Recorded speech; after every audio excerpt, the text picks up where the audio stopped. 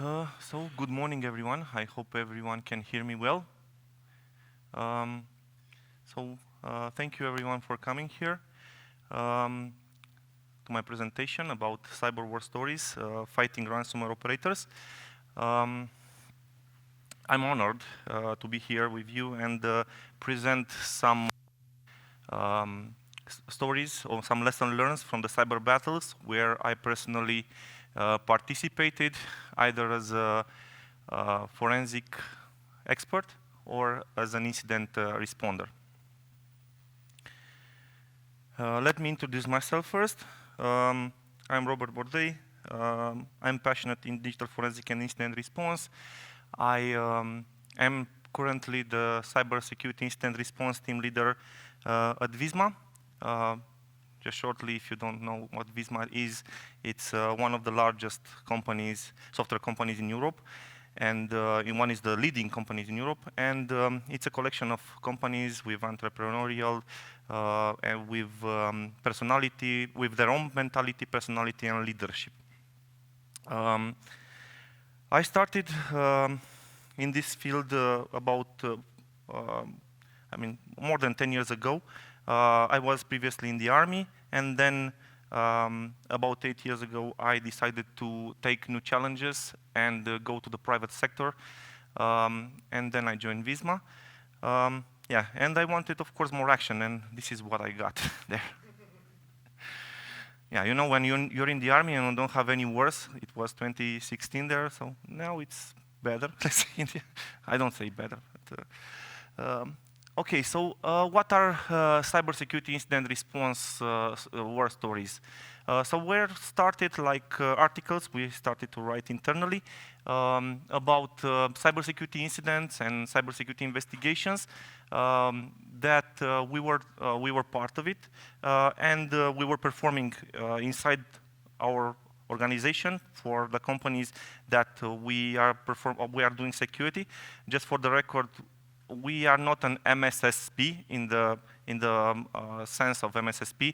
We are doing security only for the companies from Visma. So I'm not telling you anything here.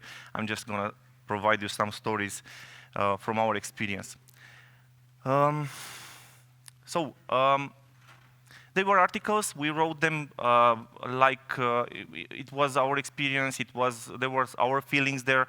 They were not very technical, but when we saw that it attracts a lot of people, we began to make them also more technical. So we adapted the stories for different audience. And of course, we got from there a lot of lessons learned that we wanted to share with the companies from our organization. And I want to ask you a question. Probably the ones that have been in the incidents know about this.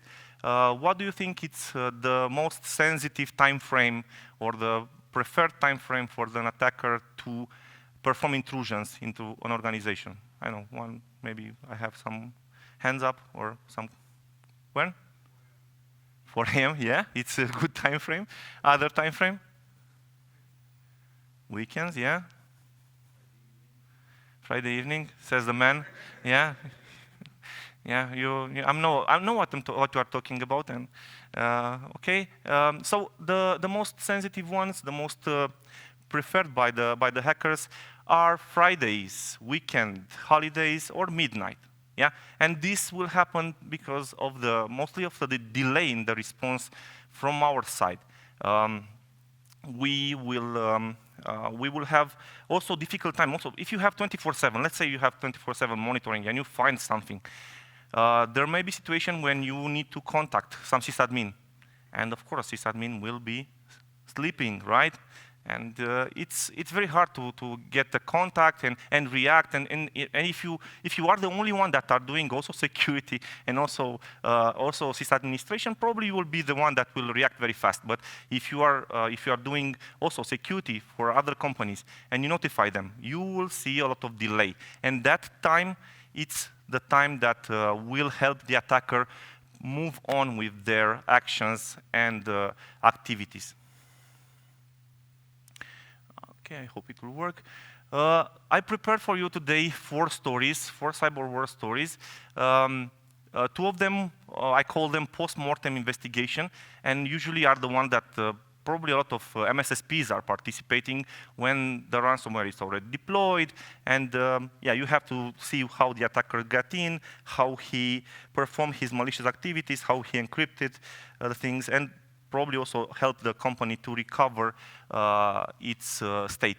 I also have the second one and the fourth one are through are some success story, I call them. So there are things that did not reach to the final point, which is probably ransomware or data exfiltration, but where we, because we had a very good security monitoring and a very good incident response team and a very good reaction, we were able to evict the adversary. And I'm going to show you how we did that, because I think this is a very valuable thing. Presenting, yeah, mentioning about how we clean up after ransomware, it's one thing, but mentioning how you can kick their things out of the network, I think it's a very good story that probably you will gain some lesson learned. So the first story, it's about Kaseya. So anyone in the room? Other? Yeah, I'm not going to ask my colleagues because they are around here in the room. But anyone has heard about Kaseya incident? Okay, you have been involved here, I think.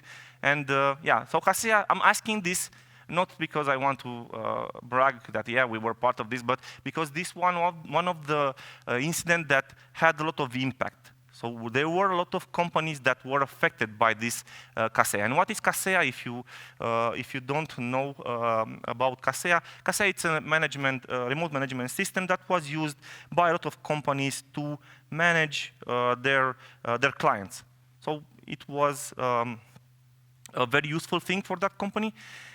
And what happened on 2nd of July 2021, a malicious hotfix was pushed toward the Kaseya VSA. Kaseya VSA is the master server that controls the minions, the agents, and was affecting through that Kaseya server all the endpoints that were managed by that service. There were headlines. Okay, there were headlines that Kaseya was hacked at that time.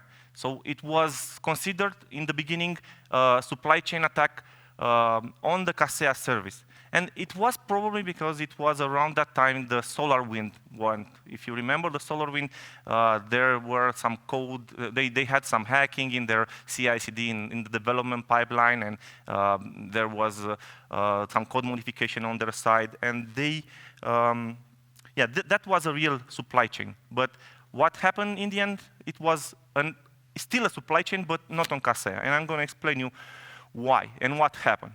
So what happened, in fact, it was that the Revil gang, which is, in 2021, it still exists. These ransomware gangs had a lot of transformation, I would call it, but they are still the same people. They call them different, but probably they are still the same people. They are using the same techniques, tactics, and still performing bad things across the enterprises. So what happened? The Revil gang abused the 0-day in the Kaseya VSA and pushed through that VSA a ransomware called Soldino Kibi to all the endpoints managed by the VSA server. The biggest impact on Visma side was one company that was using one device to manage some clients, and the client was one of the biggest stores in Sweden, Coop. The guys from Sweden probably know that. Probably they buy their groceries there, things like that. And those 800 stores had to temporarily close their businesses because their payment systems, which were managed by that Kaseya server, were not functional. Okay, so it was a pretty bad situation. And what happened? We were called incident, because we were Visma cyber incident response team, we were called. I'm going to tell you also some insight from that story in the next slides. But we were called, and the Visma company that had that incident also decided to involve cybersecurity expert company, TruSec from Sweden, also to participate and help us with the investigation. And of course, when it's more fire, you need more firefighters. So it was very helpful, that decision. How it started, and it started, we have one of the guys that had this incident on his first shift. It was his baptized. I think it's the best thing. I mean, I don't know. I call it to have a first incident response shift and to have a ransomware. But yeah, that was a pretty nasty ransomware, because you couldn't understand from the beginning what was going on. He saw the indicators. They were ransomware things. But what he saw in the console of the EDR, there were some commands that were run through a legitimate agent. What would a non-skilled incident responder analyst would do with such an alert? False positive closed, right? Right.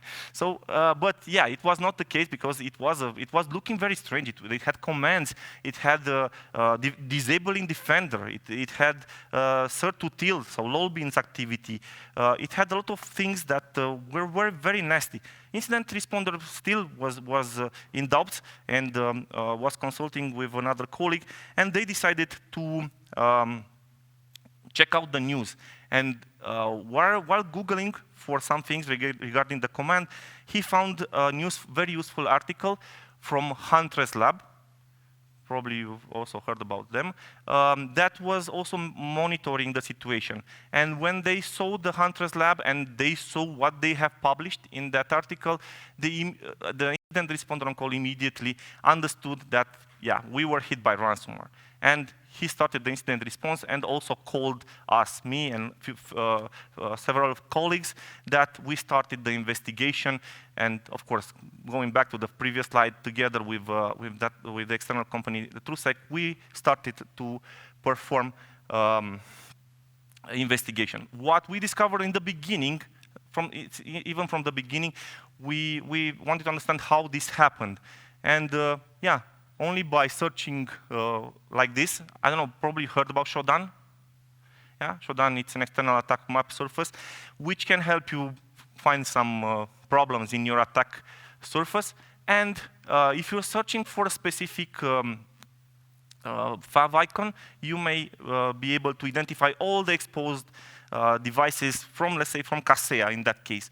And it was very easy to track down and understand that attacker used such thing and was able to do a list, to compile a list and deploy ransomware. And why it was like that? Because there were more than 60 MSPs affected and more than 2,000 clients that were affected by this attack. So we started the investigation. The normal investigation, forensic investigation, in this case started with collecting the disks from the agents, from the Kaseya VSA, and we were looking around. We could find something.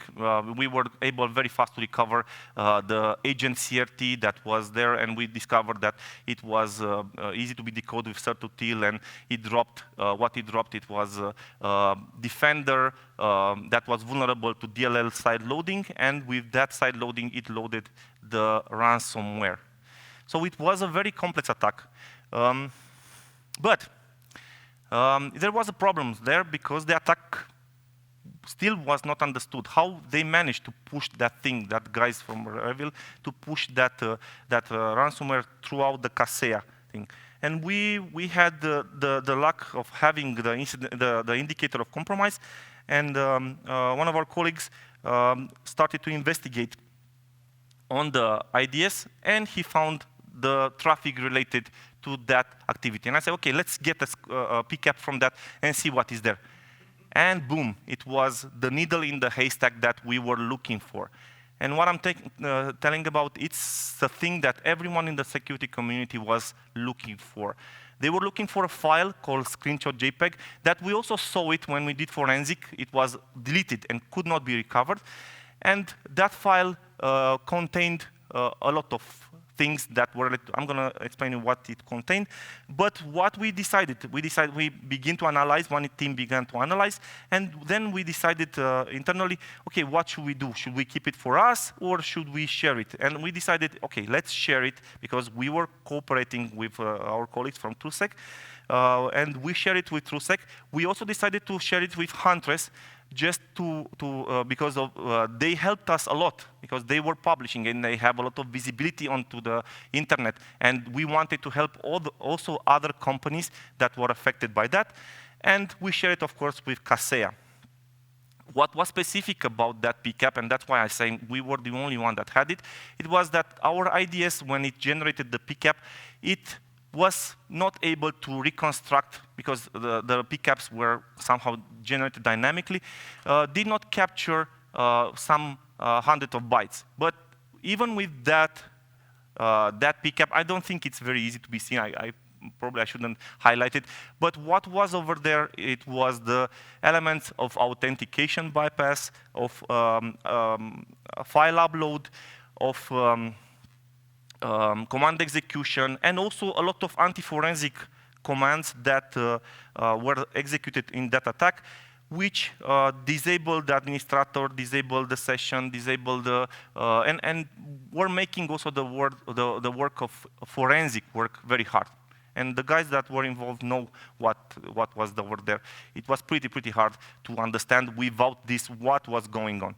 So the full chain was like that. So it was the, I think I can point it like that. It was the bypass authentication, uploaded 2 files, agent CRT and screenshot JPEG. It was executing the payload, and through the Kaseya VSA, it was distributed. And on the endpoints, it was disabling the agents and was dropping the ransomware and run. The group, the cyber criminal group that deployed ransomware, requested on their dark web site, which is called Happy Blog, which was called, because it's not online anymore, 70 million for the decryptor. Of course, no one paid.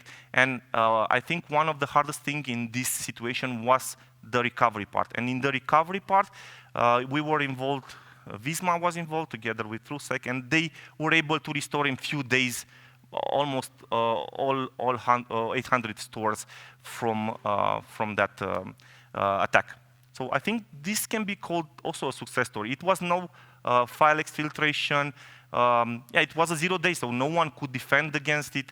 But yeah, it was the fact that we were able to find that and determine what was going on, and also Kaseya applied the patches that in the end help us finish the investigation. As lesson learned, I would say, first thing, trust but verify. So even though everyone was talking about Kaseya, the Kaseya was hacked, in fact, the case was the compromise, the 0 day compromise of the Kaseya application, which was abused by the attacker. Always, you should use threat intelligence source. So if you don't know what is going on, if you have doubts, if you think before market is as false positive and close, go check the web, go check the internet. Maybe somebody was hit before you, and it was a very good action that one performed by our incident responder that found the necessary data. Then you should avoid unnecessary exposures of the services to the internet. Of course, you cannot hide everything. Only, I know, you can do air gap networks for high-level things, for, say, army or other things, but you can also do some hardening on those devices if you want to secure them. So you can whitelist, you can do WAF or other things. You can do something to prevent this type of attacks. Always, you should use network forensic. So don't forget, if you're lucky, and I think we can be called lucky that we have network artifacts in our company, on our data centers, you use that, because that can help you a lot. It can help you with the attacks from the web, but mostly it will help you when you are tracking an attacker that is moving laterally, is moving files across the network. And the last thing from this lesson learned from this case, it's sharing, it's caring. So keep up questions if you have anything from after the session. So if you have anything, I will be happy to reply to you. The second case I'm going to talk about, and I'm going to talk about some technologies that probably some of us in this room use in our organization. RDS, Remote Desktop Services for the clients, Citrix. Yeah, probably a lot of us are using because they are easy to deploy, they are easy to maintain. You can have a golden image and you can patch that. And but the attackers see this type of entry points as an entry point into organization. And a lot of ransomware cases that we've seen starting from 2021 were abusing not the services, but the fact that clients get compromised. So if you do a lot of awareness, you try to secure your employees, you try to train them not to have 2FA, to have better security, to not click on something, to not install malicious code on their workstation.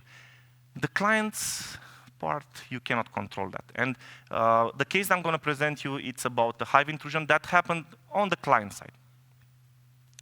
So how this started, it was again Friday midnight. Yeah, it's gonna be a theme for this presentation, Friday midnight. But usually, you know, Friday midnight is not like a storm and warm, or maybe in Sweden, but usually there is hot outside. You can go outside and drink a beer or something.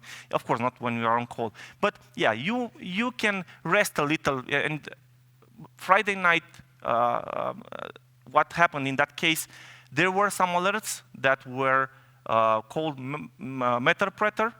In fact, there was Cobalt Strike, and I'm going to explain you what is Cobalt Strike. Cobalt Strike, it's an offensive framework. Probably Meterpreter is most known by you, but Cobalt Strike, it's an offensive framework abused a lot by the ransomware gang. And it started not one alert, it started a lot of alerts. It was 3 Meterpreter or Cobalt Strike and one alert that was again on the file server. And they were correlating a lot. They were on the same infrastructure. They were related to the same environment, an RDS. And the incident responder immediately, because he had a lot of experience, I think more than 15 years in cybersecurity, in 30 in IT, he immediately understood that something is wrong. So he called the sysadmin, he called the sysadmin, and together with him started to remediate the situation.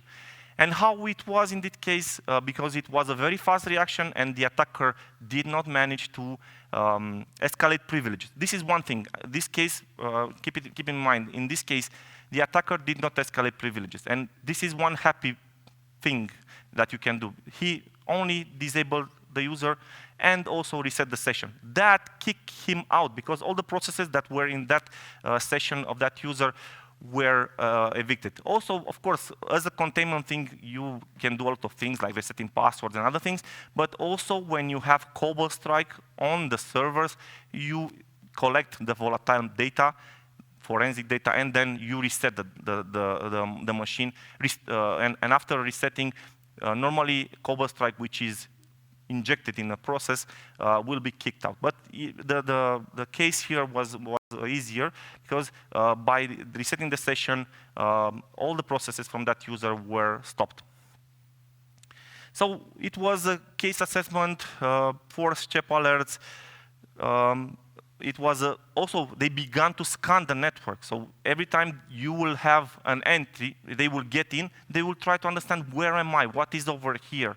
They will try to understand. And if you have something in place that detects that, and you see some unusual scan Friday nights, you should ask yourself some question or have some checks around that thing. And why I said it was related to the Hive, because when we were investigating the C2 on the network, we found out that the domains and the IPs were related to the to Hive. And there was a baby domain, and yeah, everything was clear. They were a ransomware gang that probably could have been gone through all the phases of credential theft, privilege escalation, lateral movement, data exfiltration, and probably ransomware deployment. But the question that arose then, it was, okay, why were there 3 terminal server and 1 file server? So everyone was thinking, maybe they got on the file server and they stole some data.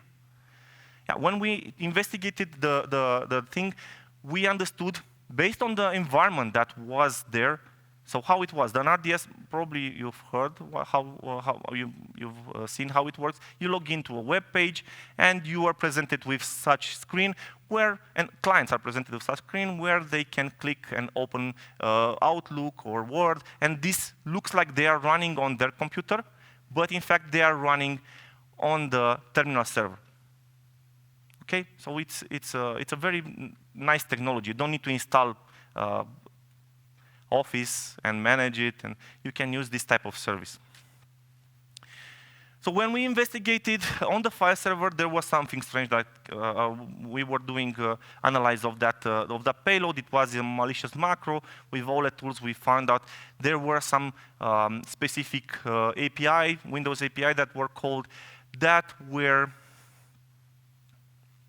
I saw some similarity with something that I was playing around. And at that time, I was playing around because on our team, we also do purple teaming. So we also perform pen tests, and we check the offensive frameworks, and we test them across our organization.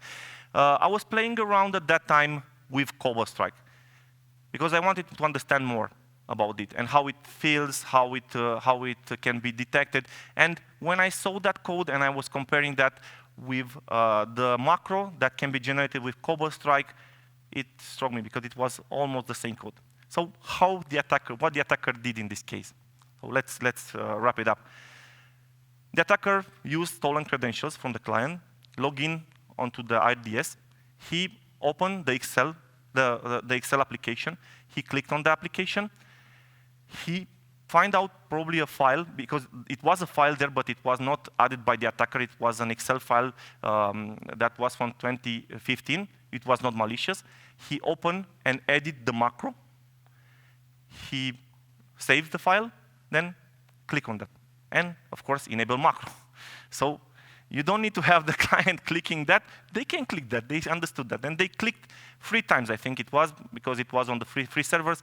And that's why there was malware there on the file server, and on the terminal server, and on the file server there was the technology had also the rooming profile, and when it executed, it had also the file saved there, and that's why there were 4 alerts. In fact, it was an attacker that was doing that thing I was mentioning.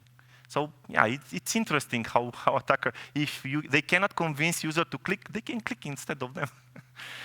Okay. As for the lesson learned for this case,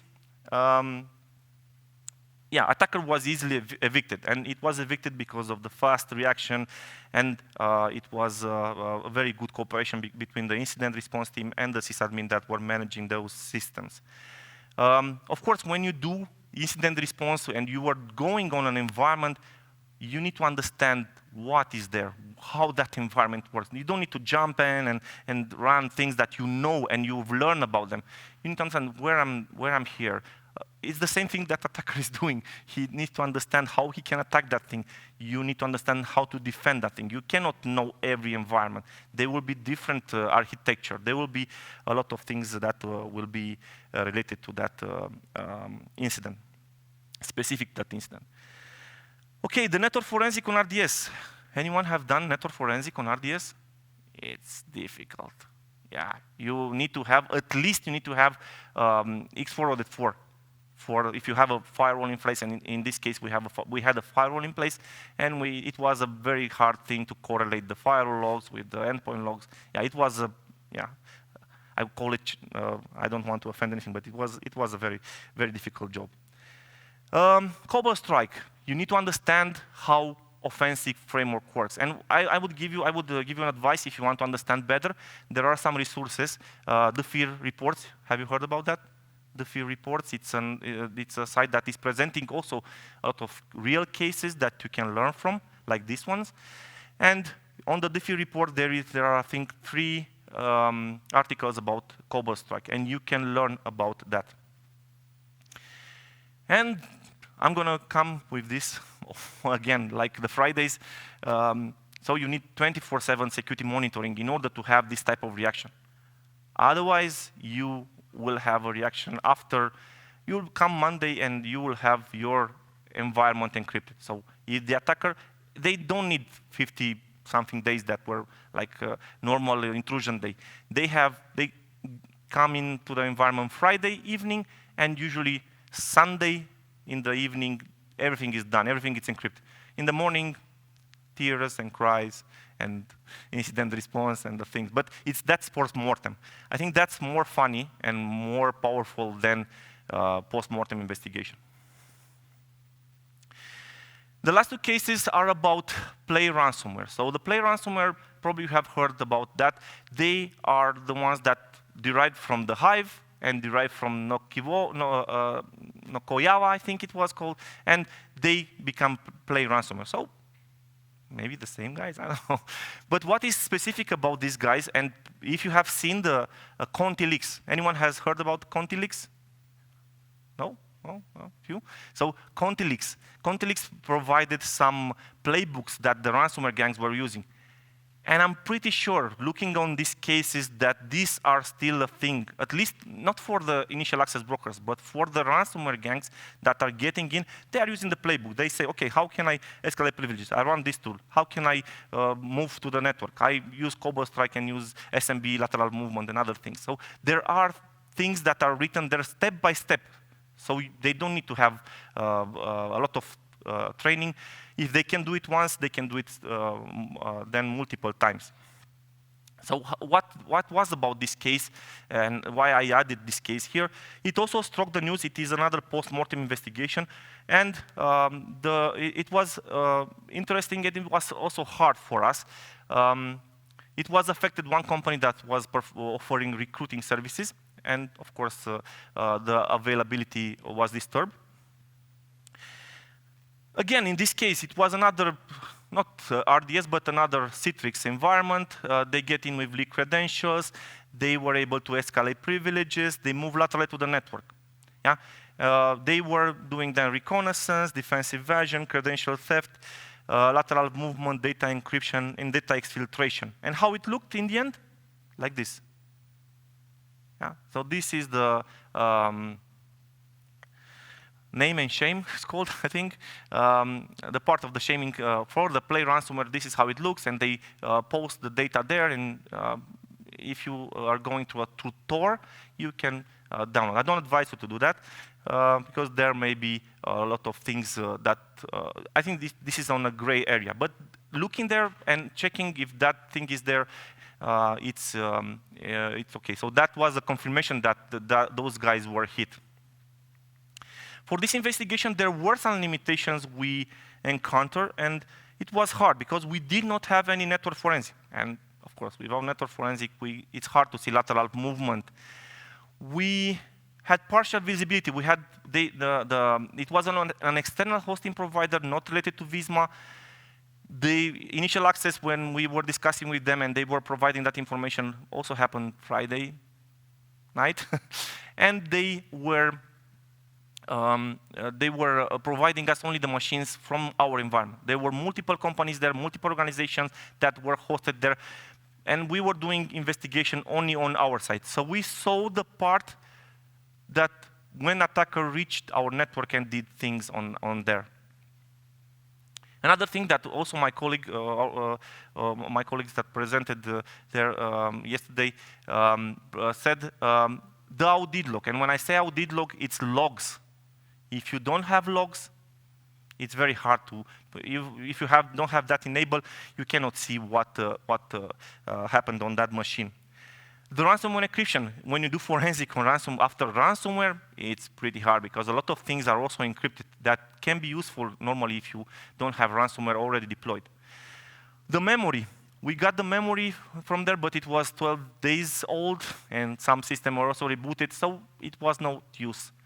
What we got was the disks, and the disks were dead disks. And what was harder? Do you see something strange? Let me see if I can. Okay, can you see something there with the red? How it was? They were very large. So when you're doing forensic on one disk, on one machine with 200, two machines with 200, but when you have, I think there were 18 machines with more than 30 gigabytes of data on each of them, on almost more of them, it was pretty hard. So we had to do it the old ways, because now we do it the new way, and I'm going to explain you what is the new way. But the old way is like this. You get the disk, you are using the disk, and you are mounting it. And I'm going to explain you how we did it. We saw that problem with the disks, and we saw the problem that in the past we were spreading work between us. So each incident responder were taking 2 or 3 machines and were investigating separately. But then we saw, yeah, we need to work collaboratively, and we need to see the full picture. And what we did, we used one of our engineers created an automation with Terraform and helped us to deploy 2 machines, 2 forensic machines, of course, prepared in advance with forensic tools, Windows machine and Linux machine. You always need both of them in the forensic. And on those machines, we got those disks. We performed triage with CAPE. CAPE Forensic, it's a tool that you can use. You can search online, and you can triage the data. Then we got the triage data, and we generated timelines. We inserted timelines into TimeSketch, and also Elasticsearch, and on them, then we perform investigation. We also use, I don't know if I've, Hayabusa, if anyone have used it. Hayabusa, it's a very useful tool, so you can pinpoint some interesting events in the investigation. Otherwise, you can go blind, and when you have timelines, there are millions and millions of events. But with Hayabusa, you can pinpoint things. You can, we call it temporal anchors, and you can jump on them and go around that thing and perform investigation. So the kill chain that we saw, and I'm going to go fast. There were initial access with stolen credential. Credentials were from the client side. We didn't see that. It was the hosting provider that see that. Privilege escalation, it was unknown at that time. It was happening in April 2023. And somehow, because of the case I'm going to present you next, we find out how. There was credential access, and there was a possibility in the past that you can go to Task Manager and dump lists, and this was the preferred technique for these guys. They were extracting the credentials from there, privileged accounts, and with privileged accounts, usually you can do a lot of things, and of course deploy ransomware and things like that. They also use forensic frameworks, offensive frameworks like CoverStrike and SystemBC. SystemBC, it's another framework that seems to be abused by the attackers, and I'm going to ask. It's using SOCs and allows to expose an endpoint to the internet to the attacker. And I'm going to ask here. Probably there are also developers here. Which one of you is using ngrok? Are you using ngrok? This thing looks similar to ngrok, almost similar, at least on the capabilities, because it allows to expose things online. And if you do that, don't do that, because ngrok it also seems to be abused, and they don't use anymore SystemBC, but they use legit ngrok. For the execution, there are 2 things that I added here, and I take this seriously. So there are 2 folders, C users public and C perflogs, that are preferred by the attackers. So if you go to your organization, and if you are the incident responder, go on your organization and perform a swipe and search across C users public and see if you have any executables there. You may find something there.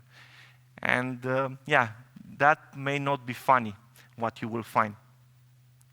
How they did defense evasion and bypassing anti-malware? Simply, they had privileged accounts, and they were able to remove all the agents. So they removed all the agents, and then they were doing their job without an anti-malware on the machine. And if the anti-malware is not, if anyone can disable the anti-malware or remove the anti-malware, they can do a lot of things. They can play with their offensive frameworks very, very good. As for the lesson learned, so this was the first time we were using digital forensic using cloud resources, which I think I would recommend all of you to have it. Prepared, of course, in advance. We didn't have it there during the incident. We had it prepared. You should use timelining. You should generate them automatically and scale them depending on the incidents. In this case, it was only an attack puzzle, but it helped our team to understand the TTPs from play. And the final case that I'm going to talk about, it's also about play and how we won the fight having this information. So it was another case, another intrusion in Citrix, another Friday night. Yeah, and what happened? The sysadmin, it was not us that were monitoring, it was the organization that was monitoring their environment, and they had an alert of LSAS dump. So if you see something like that, false positive close, right? No. So if you see something like that, somebody is there, somebody is doing something nasty. And then you should, and what the sysadmin did, he disabled the user, he reset the session. But do you think that was enough? If you think about the case, the previous case, the second case that I was talking about, it was enough, okay? They didn't have privileges. But in this case, they were inside the organization. So the first question I asked when the sysadmin presented me, okay, I cleaned the environment, it was in the morning that they reported, and they said I did all the things. I said, okay, where was that LSAS dump done? It was on the CTVs, or it was somewhere else? Oh, no, it was on a jump server. It is inside the network. Okay, that's bad. And then we started the incident response, of course, and we were deploying Velociraptor. And what is Velociraptor? I'm going to show you a print screen next. It's a forensic framework that we use to scale the investigation. So if you have intruders in your organization, you should care more about the speed and not about the results of the forensic. You should go and find everything that is related to attacker and kick his things out of the network. And yeah, we try to be very speedy. And we began the hunt. This print screen, of course, is not from our environment, but I added here. It's directly from the Velociraptor page. And it's a tool. So if the attacker has a C2 tool, why don't we have a C2 tool? It's kind of command and control tool, and this is what we are using. And I recommend all of you to use it and deploy it and understand how to work. It has a lower curve to learn, but then after you get used to it, you will see it. You cannot work without it, I can say. Okay. So we started the investigation, and the first thing I was doing, okay, let's search C users public music. Because in that time, there were a lot of play attacks, and I was thinking, why are a lot of play attacks? And they were in Sweden. And why are a lot of play attacks there? Why it's, I think something is, okay, what happened? And when we went there, we find out that they were abusing something, and I'm going to show you on the privilege escalation slide. But what I found there was something that also struck my attention. There were some files, and if you look on them, probably you recognize the name: Bloodhound, Sharphound, Sharp Domain Spray. You should, if you see these kind of things in your environment and you see user public, somebody is there. Somebody is, maybe it's a red teamer. That's a nice thing, yeah. But if it's the ransomware gang, it's pretty bad. And usually the initial access brokers are using that. The attack was around the end of the month in May, and this was 2 weeks before. So we immediately understood that the initial access brokers were there, and they were performing attack. They were scanning. They were performing the reckoning part. And they also tested something, the privilege escalation, I'm going to talk about next. What we also find, we find persistence, we find another system BC. Of course, if you find system BC, that's another thing that you should worry about. That thing should not be. It was also on the machine. But how they did privilege escalation, how they escalate, because that's the bad thing. If they get in and they cannot do privilege escalation, they will probably run some ransomware and they will encrypt some profile and some things, some share where the user will have access and not do a lot of damage. But what happens if they have privilege escalation? They can run mimikatz. They can run other things. They can steal other, they can move laterally. And that's very bad. And what we found on that case, there were some files, some BLF files, and those files were related to privilege escalation that was patched in April. Yeah, think about it. It was May. It was April. Yeah, you may say, okay, that those guys did not patch, but let me remind you that there is some time between the publishing, the patch Tuesday. You will never see in any organization the second day the patch appears published. You will have at least, I don't know, 30 days where the attacker will have, let's say, an attack window where they can attack you. Of course, if you see something like that, and if you know something like that, and we are doing now this proactively. Have you heard about there is a new vulnerability that was patched? It came from Microsoft this week. Anyone patched? I don't think so. You. Excellent. We also notified our team and they patched. Perfect. So this is very good that you patch. And this is the way you should do it. But you should prioritize. When there is something like that, and there was also sign that these were abused in the wild. And they were abusing in the wild since February, I think. So when there is something like that, you need to patch your things. Otherwise, yeah, you saw the risk is 7.8, it was the CVSS, but if somebody gets a credential access and they get on let's say, Citrix, and they manage to run that exploit there, they will move further into the environment. What we found also on the memory, there were some files, also interesting file. What is that? clfs.exe, I don't know, Windows common log file. Okay, so it was something like that. Beacon, what is Beacon? Cobalt Strike. This is how the payload from Cobalt Strike is called. A-defined and other things. This was also mimikatz. This is how we found it in other incidents. So we found also enough evidence to understand the attacker also tested that exploit. Initial access broker tested that exploit that was run. It was not caught by any anti-malware, and it was creating a user 85, I think it was called, on those terminal server where they escalated. How they did persistence. This was another thing that you need to do when you had the attacker inside their environment. You need to scan all the endpoints. And that tool that I told you about, Velociraptor, allows you to perform scaled Yara scan. And you can scan all the endpoints for Cobalt Strike with specific tools, with specific rules. And what we found there was that privileged user also ran some Cobalt Strike and injected in SVC host. So yeah, it was a pretty hard case, but when we came in, we were able to help the organization to clean up. If they would stop, and they would have not notified us about this.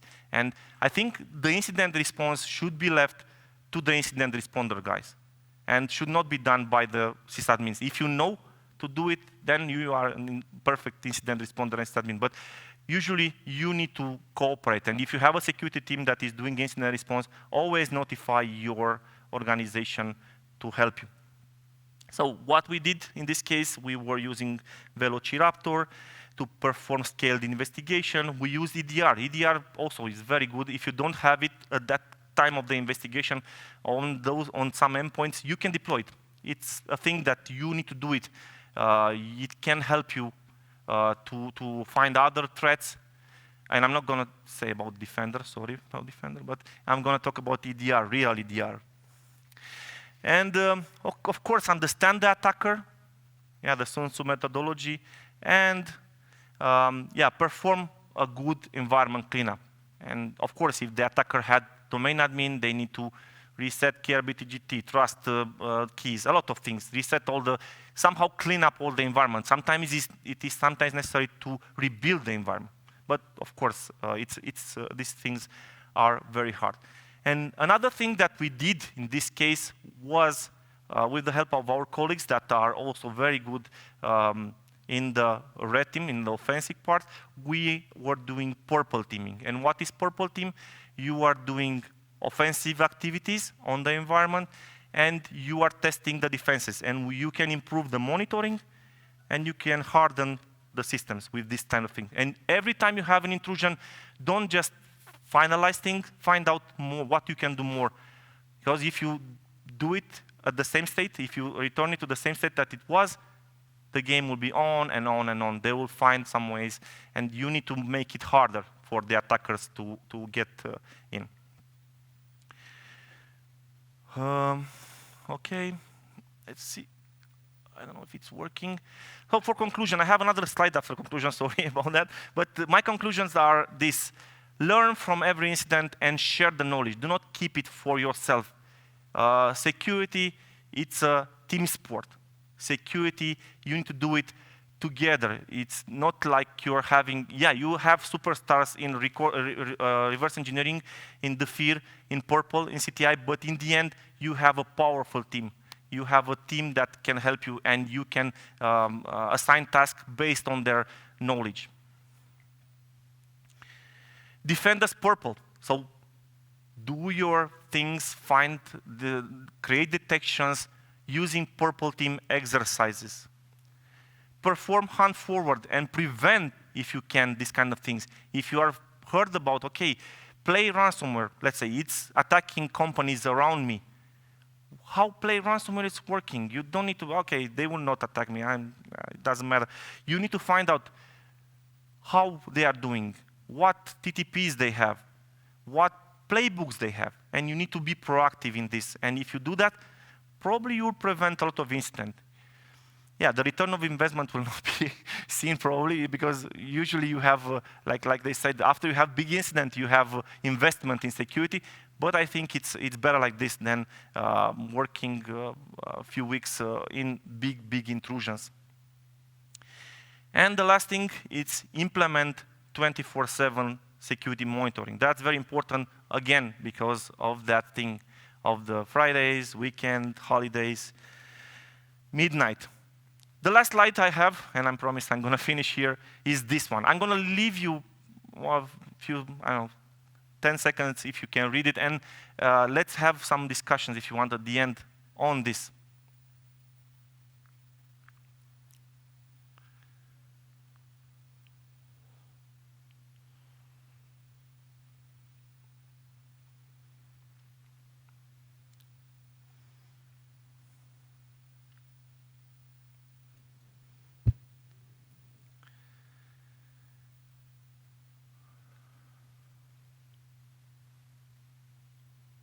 Is this real? So this is an interview with a ransomware operator. And this is how he said, I can stay ahead of the defenders. Because they are shooting the ranges with the gun. They have not been in real combat. And indeed, you can go to courses, you can go to trainings, but having a real incident or learning from the guys that were in real incidents, I think that's a blessing. I think that can help you understand what is going on. And if you think in the terms of theory, indeed, they can be ahead of you. You need to think in the practice. You need to understand how things work. You need to,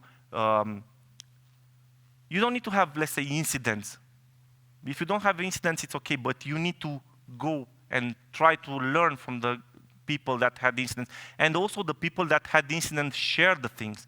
That's another thing that I've seen. Not a lot of people are sharing things. And if we as a cybersecurity community are united and we share these things, we can be better than them. And it's not like us making a mistake, it's more like them making a mistake. So if they do make a mistake and they, I don't know, run something, we find them and we understand what is going on, we can kick their thing out of the network. Yeah, I said multiple times, but I like to do that. I think this is more very valuable from it. When we can do something like that, it's very important. So we can be better than the bad guys, I think, the cybercrime. When you're comparing the cybercrime with the red team, that's another story. And of course, I would say that it's very easy to defend from cybercrime. They will not be they will not have the determination of a red teamer. The red teamer will do whatever he can to go there. But if the attacker is caught, they will stop and they will probably move to another environment. And that's the thing we need to do. We need to show them that we are good in the security and we know our stuff. Thank you for listening. I hope it was interesting and yeah, you learned some new tricks and things.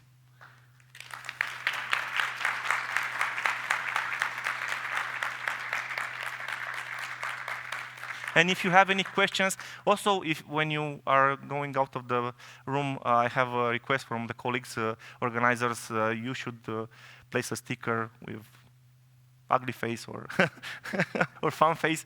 But if you have any questions, okay, Horat. I know.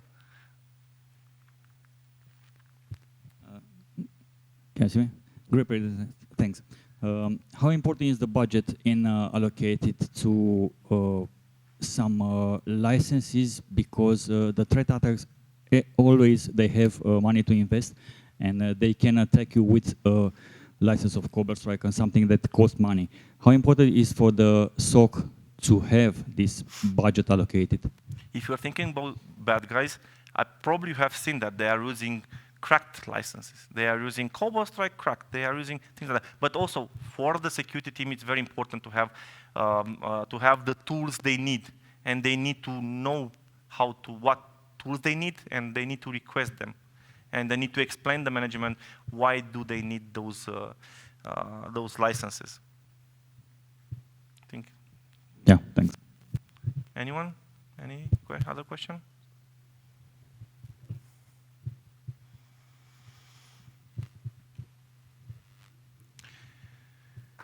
Thank you.